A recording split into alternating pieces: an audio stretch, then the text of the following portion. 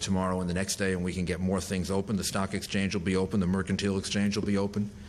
We're going to have an additional ferry service on 58th Street and First Avenue in Brooklyn to the Whitehall ferry terminal.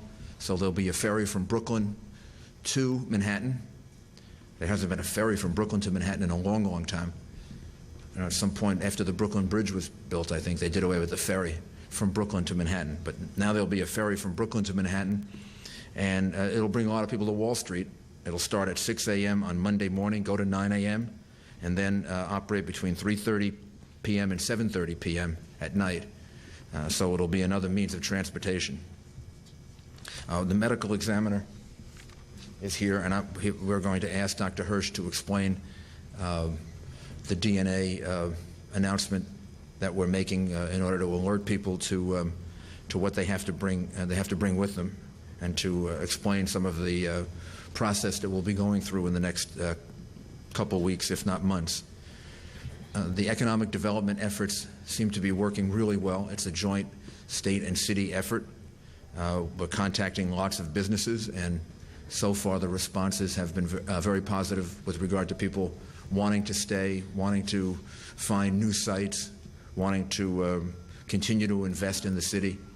And with the number of people in the city of New York, it appears as if the city may be even more popular now than it used to be in the past as a place to come. So the support and the willingness of people to invest in the city and people to come to the city of New York may have actually increased as a result of this. Maybe that's a way of showing support for the city of New York now that it's been attacked in the way that it has. But we're very grateful for that.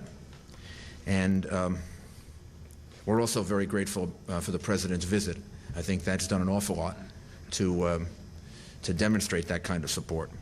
We've taken out 22,008 tons of debris so far, 2,047 truckloads, and there have been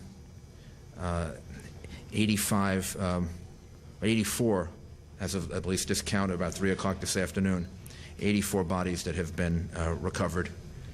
Those are identified. 60 others. I'm sorry, 84 bodies that have been identified, 60 more that have been recovered, and the total dead on arrival right now is 159, according to the police department's count. And of those, 24 are firefighters, 2 civilian EMTs, 2 Port Authority police officers, 1 New Jersey firefighter. And our hearts go out to all of them, because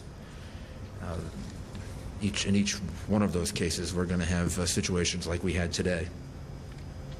And tomorrow the fire commissioner is going to announce promotions, so we'll have him describe that in a few minutes. Governor? Thank you. Mayor, thank you. This is a sad day, and there will be other sad days as well. And the prayers of all New Yorkers, and I believe all Americans, are with the families who went through the difficult process of saying final goodbyes to the true heroes who have done so much to lead and inspire the fire department over the course of the past decades. I wanted to comment as well on President Bush's visit to New York yesterday. It was exactly what I believe New York needed. That visit was uplifting and raised the morale of the hundreds and thousands of heroes who are down there working on the site right now. It raised the spirits, I believe, of all New Yorkers. And as we go through the suffering, one of the things the President did, along with the mayor, yesterday was to spend not a half hour, as he was scheduled to, but closer to 3 hours with the families of some of those whose loved ones have passed on or are missing. And he shared tears with them and hugs with them and prayers with them. And I think that was enormously helpful to those families as they go through this tremendous grief. And the mayor and I were honored to have been with the President while he showed this type of human side to his leadership during this very real crisis. The state deployment, we're continuing to do everything we can to back up the tremendous effort that the city is making. We now have 4,500 National Guard troops activated here in the city. We're rotating on an ongoing basis 500 state police, and we have 22 different state agencies working here to help with the relief effort and recovery process. Which brings me to the question of volunteers. And I was at the Javits Center earlier today, and we are just enormously grateful and proud to the literally tens of thousands of people from across America who have come here to help out. I met people from South Texas. I met a person from Montenegro who had come here in an effort to help out. It's just incredible, the outpouring of support. And but what we're telling people is that control of the site is essential, that having people volunteer and go down to the site right now is not necessary. While we're very grateful for their willingness to help and their commitment to be a part of the relief effort, there are other better ways people can do it.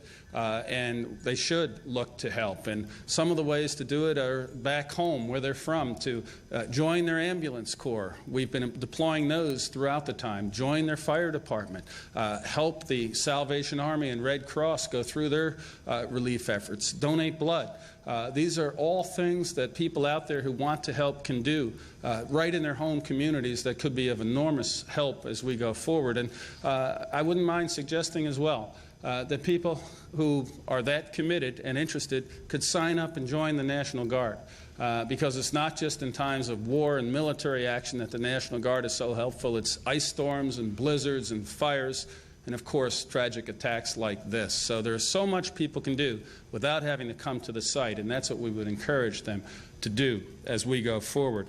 I also want to, again, people have been donating, and our World Trade Center Relief Fund, along with the city's Twin Towers Fund and the United Way's September 11th Fund, have been just incredibly gratified by the outpouring of support, and the donations can be made to the World Trade Center Relief Fund through a website, www.state.my.us, and that will coordinate. We will coordinate with the Twin Towers Fund and the other relief funds as well. And finally, the Business Assistance Program was enormously successful. Yesterday, we had close to 300 entities, from individual proprietorships to large corporations, coming in looking for help, and we will continue to offer that joint assistance, city, state, federal, to businesses looking for that type of assistance. And the number, in addition to the city's operation down on Pine Street with our joint operation on 3rd Avenue, is that businesses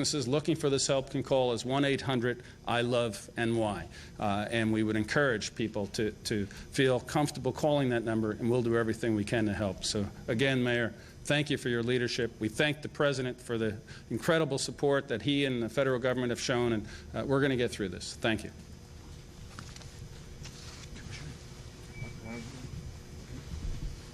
Tomorrow we're going to promote about 160 firefighters, lieutenants, captains, battalion chiefs, deputy chiefs, and assistant chiefs to assist us in this rescue effort and in the training that's necessary for so many new people that will be in our squad units, our rescue units. And in addition to those people that we need to run those units, we need to continue training in hazardous materials and everything else, just to be prepared for anything that might happen in this city. So the fire department has been severely wounded. We've lost at least missing many of our top leaders, our top commanders, and we have to prepare. Even hopefully, if we find some, certainly going to be very, very seriously injured, and we have to go on, and we'll begin that tomorrow morning. Excuse me?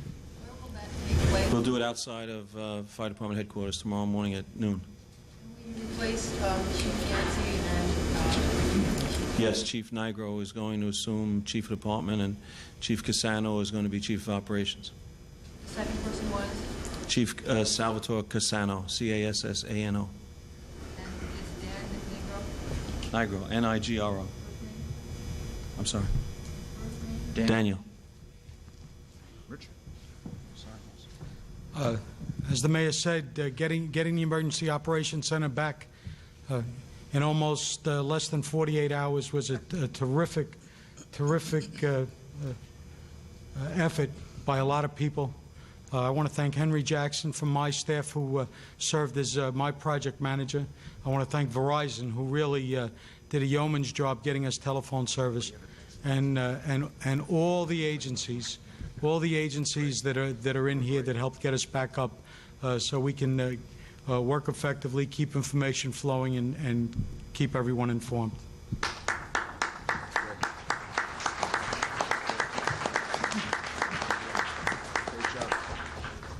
I have to do one thing, though, in exchange for Richie working for 48 hours, getting this done. Paul Shearer is 13 years old today, so his dad owes him a birthday present, which may be interesting since his Little League nickname is Hollywood, and he thinks he's 30, not 13. So I'm going to wish Paul a happy birthday. And if you wish him a happy birthday too, Doug. All right, to our viewers who've been watching this, you have been watching a bit of an update coming to us from the city leaders and state leaders of New York. Mayor Giuliani leading the way with Governor Pataki as well. The mayor remembering those have been lost. Of course, there were funerals for 3 key figures in the fire department today as well. He was talking about how the city moves forward from this point. He noted that 84 people have been identified now from the World Trade Center site. 60 more people have been recovered. But the number of missing at the World Trade Center site is still in the neighborhood of 5,000 individuals, and so the work goes on there. Moving on now to consider, to date, New York hospitals have treated more than 3,700 injuries related to the Twin Towers attacks. Aside from rescue workers who were hurt on the job, the number of victims at local hospitals has dropped off now. Joining us from St. Vincent's, which is one of the key hospitals involved in the emergency work, is CNN's Dr. Sanjay Gupta, who is with our medical unit. Dr. Gupta, what are you seeing there? Well, I'm here at St. Vincent's, just like you say, Joey, and we haven't seen as many patients as we've seen posters and crowds of people looking at the missing wall, trying to find a friend, a neighbor, a relative, somebody. We've seen vigils being held all around the hospital, things like that, people walking up with posters, signs, things like that to try and recruit any help to try and find their loved ones. We haven't seen as many patients, maybe 5 or so over the entire day today. There's about 35 patients in the hospital right now. As you say, over 500 have been treated at St. Vincent's over the last 4 days.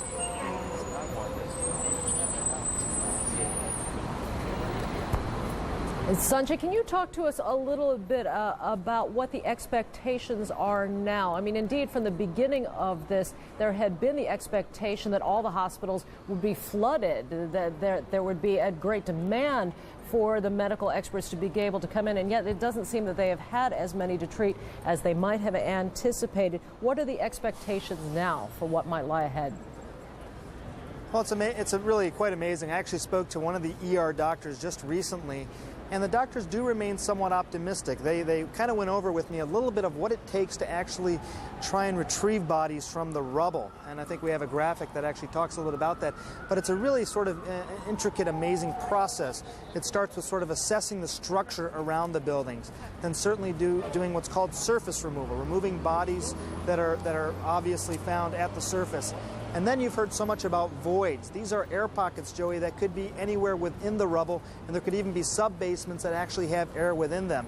Then after that, there's actually a tunneling and trenching process that goes on to try and get to the bodies without actually removing all of the rubble as of yet. Removing the rubble, the final procedure, the rescue and recovery procedure, is a very dangerous procedure, and that's why they go through these other 4 steps first to try and make sure they can get any bodies they can ahead of time. When they actually remove all the rubble after that, and we're seeing different stages of this as we look at Ground Zero, that's when they actually find the rest of the bodies, Joey. But Sanjay, we're talking about an event that took place on Tuesday morning. It is now into Saturday evening. Is the expectation from the medical experts that this is still survivable at this point? There is a degree of optimism that I'm still sensing, Joey, talking to the doctors here at St. Vincent's, talking to the doctors here in New York, some of whom are my friends. There are some limiting steps, though. There certainly are some obstacles that they're concerned about. I think we can have a graphic as well to talk about this. Certainly oxygen deprivation. If you're in a situation where you just don't have oxygen, that's going to be a greatly limiting step to survival. Dehydration. If you happen to be stuck in a place where you couldn't get